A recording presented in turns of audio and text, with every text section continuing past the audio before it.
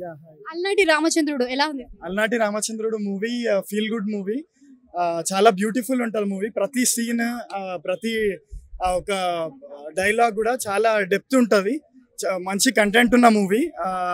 ఈ ఈ జనరేషన్లో ప్రజెంట్ ఇట్లాంటి మూవీస్ అయితే మనం చూడట్లేము. అండ్ ఈ మూవీని ఒకసారి అందరు చూసి ఎక్స్పీరియన్స్ చేస్తే చాలా బాగుంటుంది. అంటే సినిమాలో కూడా క్యాస్ట్ అండ్ క్రూ కొత్తగా ఉన్నారు. క్యాస్ట్ అండ్ క్రూ కొత్తగా ఉన్నారు. అండ్ ప్యాడింగ్ కూడా ఉన్నారు ఇందులో. బట్ కొత్త వాళ్ళు కూడా చాలా బాగా చేశారు. యాక్టింగ్ కానీ, వాళ్ళ వే ఆఫ్ డైలాగ్ డెలివరీ కానీ, అంతా టైమింగ్, మూవీ అంతా మంచి సింక్ లో ఉంటుంది.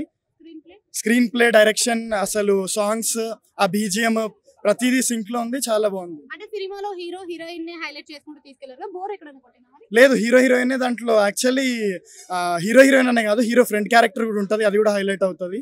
అండ్ హీరోయిన్ యాక్టింగ్, వాళ్ళ ఫ్రెండ్స్ అంతా వాళ్ళిద్దరిది అని కాకుండా అందరిది ఉంది ఇందులో. ఇంకా కాన్సెప్ట్ చాలా వచ్చాయి కదా ఈ మధ్య కాలంలో. ఇది ఎలా కనెక్ట్ అవుతుంది? అంటే యాక్చువల్లీ ఇలాంటి లవ్ కాన్సెప్ట్ మనం చూడలేము. ఈ మధ్య మనం కొంచెం అన్ని RX-100, అర్జున్ రెడ్డి, లేకపోతే ఇట్లాంటి లవ్ కాన్సెప్ట్ చూస్తున్నాం. కానీ ఇలాంటి బ్యూటిఫుల్ ఒక డెప్త్ ఉన్న ట్రూ లవ్ అనేది ఈ మధ్య మిస్ అవుతుంది చాలా మూవీస్ లో. అది వీళ్ళు క్యారీ చేస్తున్నారు.